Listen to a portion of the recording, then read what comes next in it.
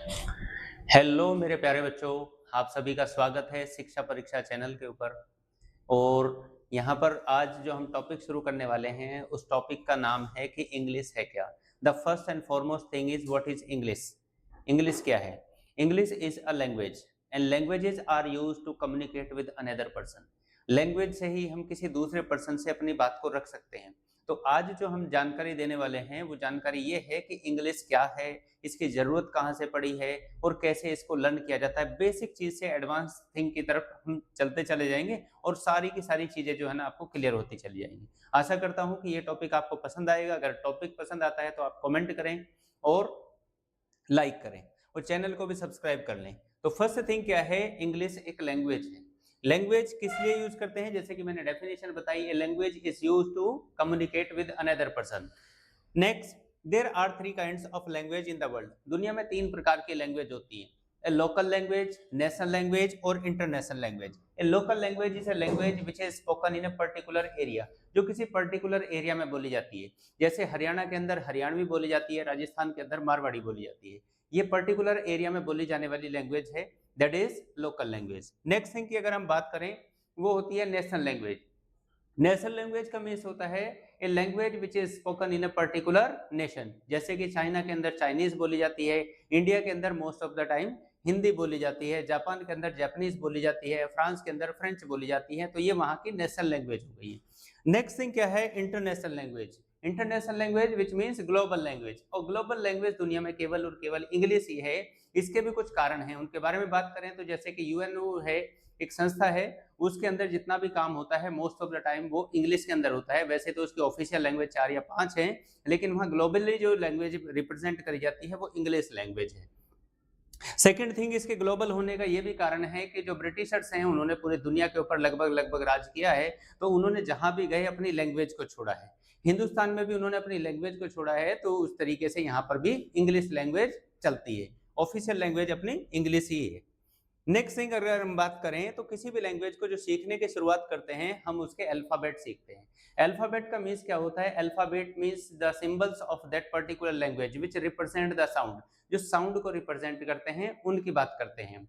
Alphabet किसी भी language का एक ही अल्फाबेट होता है, उसके अंदर जो लेटर्स होते हैं वो लेटर्स अलग अलग होते हैं। जैसे कि इंग्लिश के अंदर जो लेटर्स हैं वो 26 लेटर हैं।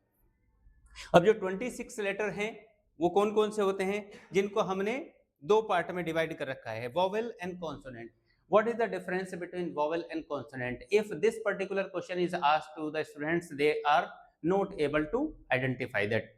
क्या डिफरेंस है ये समझ में नहीं आता है। तो वोवेल का मीन्स होता है स्वर। स्वर का मतलब होता है जिसकी अपनी खुद की कोई नेचुरल साउंड होती है, उसको स्वर कहते हैं।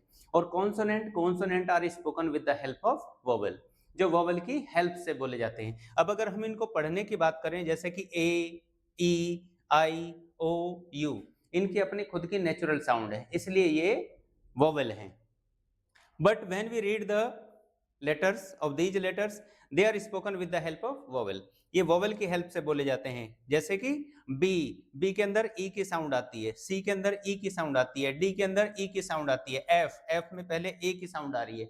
तो ये बेसिक डिफरेंस होता है वोवेल और कॉन्सोनेंट के अंदर। वोवेल की अपनी खुद की आवाज होती है और कॉन्सोनेंट की खुद की आवाज नहीं होती है। जिसकी खुद की आवाज नहीं होती है वो सब कॉन्सोनेंट होते हैं। इस तरीके से हम इनको सीखने का प्रयास करते हैं। नेक्स्ट थिंग अगर हम बात करें तो उसके बाद जैसे ही हम लेटर्स को सीख जाते हैं, उसके जो लैंग्वेज के अल्फाबेट हैं उनको सीख जाते हैं, तो नेक्स्ट थिंग आती है हम उसके वर्ड्स को सीखना शुरू करते हैं। वर्ड्स की डेफिनेशन क्या होती है? A word is a group of letters which make complete sense. जो कोई कंप्लीट सेंस बनाता हो उसको ही वर्ड कहते हैं। अगर कोई कंप्लीट सेंस नहीं बनाता है तो उसको वर्ड हम नहीं कहते हैं। चलो अब इसके बारे में बात करते हैं। Word is a group of letters which make complete sense is called word. अब जो वर्ड होते हैं ये इंग्लिश के अंदर 8 काइंड्स के होते हैं, जिनको हम पार्ट्स ऑफ स्पीच के नाम से भी जानते हैं। देखो पूरी जो इंग्लिश की ग्रामर है वो डिपेंड करती है पूरे के पूरे पार्ट्स ऑफ स्पीच पर।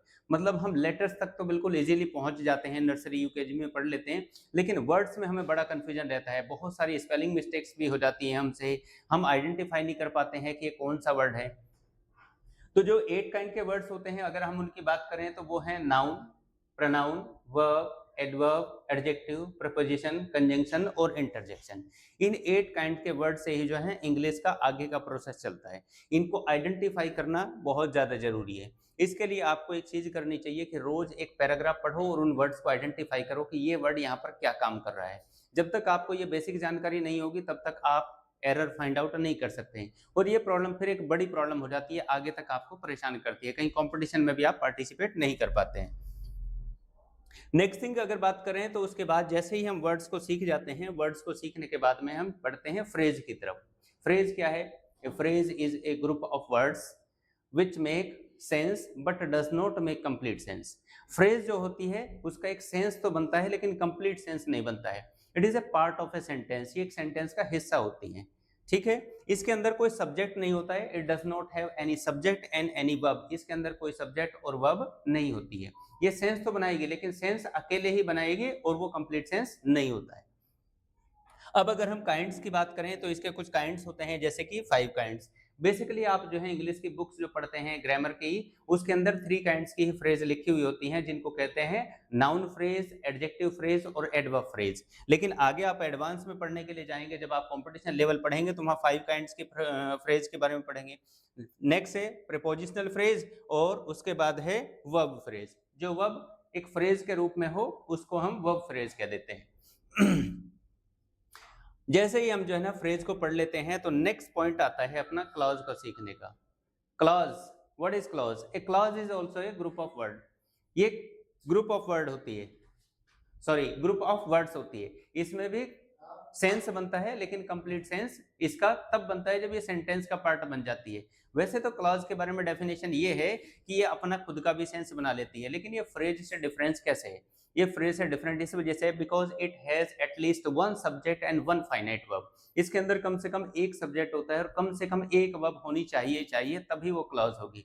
वैसे जब ये अलग अलग होते हैं तो तब ये सेंटेंस होते हैं, लेकिन जब ये 2 या 3 एक साथ जुड़ जाते हैं सेंटेंस कंजंक्शन की हेल्प से तो तब वो क्लॉज बन जाते हैं। अब अगर हम क्लॉज की बात करें तो क्लॉज जो है बेसिकली 2 प्रकार की होती हैं, एक होती है इंडिपेंडेंट क्लॉजेस और एक होती है डिपेंडेंट क्लॉजेस। लेकिन उसको जब हम आइडेंटिफाई करेंगे तो उसमें भी हम 3 काइंड्स की क्लॉज को पढ़ लेते हैं। कौन कौन से हैं? उसमें नाउन क्लॉज होती है, एडवर्ब क्लॉज होती है और एडजेक्टिव क्लॉज होती है। यहां तक मुझे लग रहा है कि आपको चीजें समझ में आ रही होगी। आगे बढ़ते हैं तो जैसे ही हम क्लॉज के बारे में सीख जाते हैं तो सेंटेंस की बात करते हैं। अब सेंटेंस क्या है? A sentence is a group of words which make complete sense. ये कंप्लीट सेंस बनाता है। It always starts with capital letters and ends with full stop, comma, mark of interrogation and mark of exclamation. इनसे ये and होते हैं, इसको sentence कहते हैं। अब जब सेंटेंस के बारे में हम स्टडी करेंगे तो उसमें हम जानेंगे कि सेंटेंस के जो काइंड्स होते हैं वो बेसिकली 3 होते हैं, simple sentence, complex sentence and compound sentence. Simple sentence क्या होता है? Simple sentence, a simple sentence is a sentence which has at least 1 subject and 1 verb. Complex और कंपाउंड के अंदर more than 2 subject and more than 2 verbs होते हैं, और complex sentence, compound sentence के अंदर भी more than 2 subject and more than 2 verbs होते हैं। लेकिन ये दोनों डिफरेंट कैसे हैं? इन दोनों के डिफरेंस को समझने के लिए हमें टॉपिक पढ़ना पड़ता है कंजंक्शन, जो आपको जल्द ही हमारे चैनल पर मिल जाएगा। इसके बाद हम पैराग्राफ लिखना शुरू कर देते हैं। जब हमें सेंटेंस आ जाते हैं तो पैराग्राफ भी हम आसानी से लिख सकते हैं। अब पैराग्राफ क्या है? Paragraph is a group of sentences, sentences का ग्रुप बनेगा which is written about something और समवन। वो किसी चीज के बारे में होता है या किसी पर्सन के बारे में होता है, and gives some information about it, और इसके बारे में कुछ इंफॉर्मेशन देता है। इसको पैराग्राफ कहते हैं। उससे आगे की अगर हम बात करें तो उसमें हमें कोई प्रॉब्लम नहीं आती। हम लेसन लिख सकते हैं, चैप्टर लिख सकते हैं, कोई डिस्क्रिप्शन लिख सकते हैं, कोई फॉर्म लिख सकते हैं, कोई उसमें प्रॉब्लम नहीं आएगी। कोई बुक लिख सकते हैं, प्रोज लिख सकते हैं, चाहे पोएट्री लिख सकते हैं। ये सब चीजें अगर आपको क्लियर हैं तो आप जो है इजीली इन सब चीजों के माध्यम से आप सारी की सारी चीजों को समझ सकते हैं। लेकिन बेसिक थिंग जो है वो आपको समझ में आनी चाहिए। Thank you for coming on our channel. Subscribe अगर आपको ये कंटेंट पसंद आता है, और आगे भी इससे संबंधित कंटेंट आते रहेंगे। धन्यवाद।